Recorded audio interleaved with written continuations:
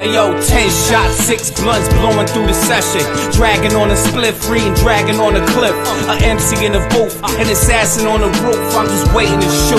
Nigga, hurry up and die. Greatest truck of spares, you would think you had drama. So, yes, sir. Super excited. I know you're going to hate this part because you already know exactly who I'm going to talk about, who's making a return to MLW. And Taya Valkyrie. So I am super. Oh, come on with that shit. Come on with that. God. Bro, she's super talented. Taya is talented. So listen. Exciting. Huh? I thought it was somebody exciting. Bro, it's Taya. It is exciting. And think about what she's going to bring to the featherweights. Taya brings an element to the featherweights that it helps project, because they did say on this episode when you had Shazza versus Holiday that there is going to be... Huh? Yeah, Holiday, yes. Yeah. So there's going to be a tournament, and if you have Holiday doing what she's doing, because she had an amazing match with Shazza. Now, the one thing I'm going to say, and I know we just kind of was critical on the El Jefe thing, I'm going to be extremely fucking critical of what the hell just happened with Holiday and her crew.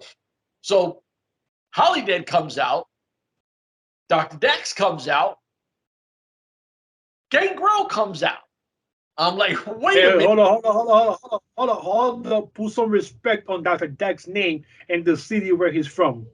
Oh, my fault. Dr. Dax from Rochester, New York comes out. There you go. Woohoo! Rochester in the house. Salute to Rochester. And then Gangrel comes out. And I'm like, wait a minute. Now, we did hear about Arez possibly bringing in a crew. Now, MLW put that out, so it's not us. It's not us saying that. It's what MLW said. So you're like, when we talked about this, we were like, well, hold on. Because you know Chick Tormenta is part of his group over there.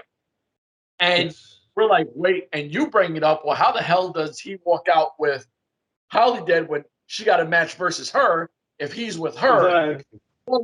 All of a sudden, they come out. There is no Arez, and it's Gangrel. So I'm like, did y'all really think that we were two bozos and you're going to throw Gangrel out, which, listen, there's no hate to Gangrel. He had a great match 2 weeks ago, a week ago. You're going to throw him out and we're not going to realize that Arez is not Gangrel? Like, so all of a sudden, Arez is no longer part of this group? Well, I think he is. I think he still is part of the group. I think the group is called like something strange something. So I think he's part of the group, but I think the mentor of the group is Gangrel. Okay. So I missed that. Yeah, so I think he's like the mentor, because they had an interview afterwards and asked about Gangrel, and she said Gangrel is the mentor, master, blah blah blah. So I don't know if he's going to be wrestling anything, but he's going to be part of it for a while. You know, when they do this tour now down in Philly in New York, so he's definitely going to be around for a while, which is good. You know, because Gangrel, we all love Gangrel from the Brood. So you know that's out right there. It's a good name that the people will remember quick. So. All right, so let me go back and recheck and say my bad, because I misread that completely, because I was like, what the hell just happened here? It's kind of like, yo, this guy irked me. But Holiday has a crazy match for Shazza.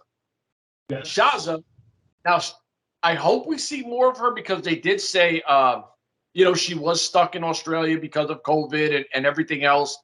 And we did. Well, remember, it was COVID, and then they had the forest fires.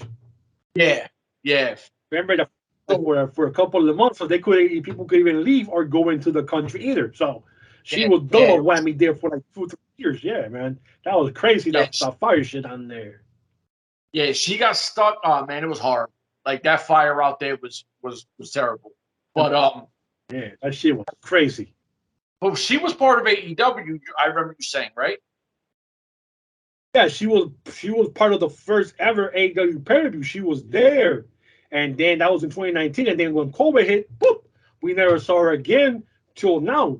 I mean, she's trying to get her money because she's been in every independent company that I've seen. That girl be wrestling everywhere, trying to get her face out there again. And I mean, So like, yeah, she was like, I think like 5-6 shows during WrestleMania weekend. She was doing.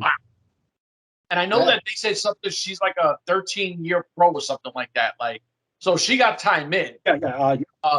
She's still young. I mean, I don't even think she's like in the 30s yet. I think she's still like in her 20s. Yeah.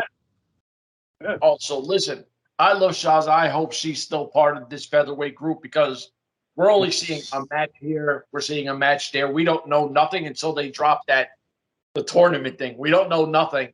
But exactly. And that, like I said, I know you're not a fan of Taya. I'm a massive fan of Taya. I've been a fan of Taya since Lucha. This is the reason why I'm not a fan of Taya.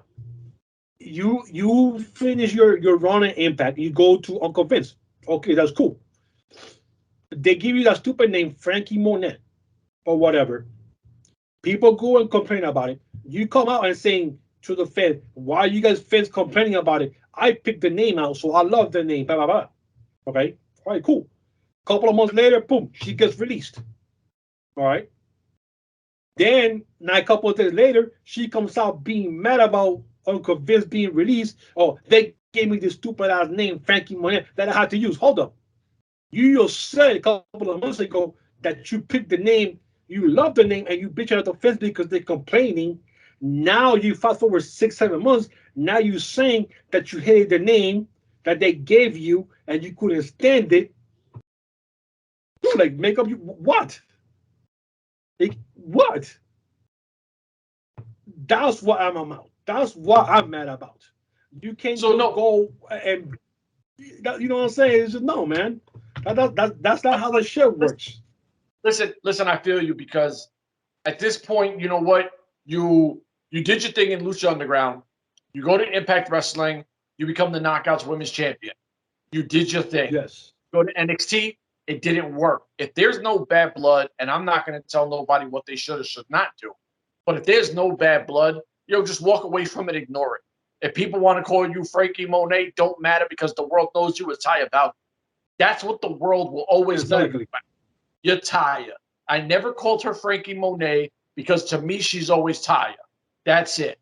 So I can't wait to see her in MLW. I don't know who she's going to be matched up against. Kings of Coliseum is looking a whole lot better. I am super, super excited for Taya to be in the building. And I hope it's not against Holly Dead because they seem to be feeding her only. Like, let's get some other ladies in here and project that going forward.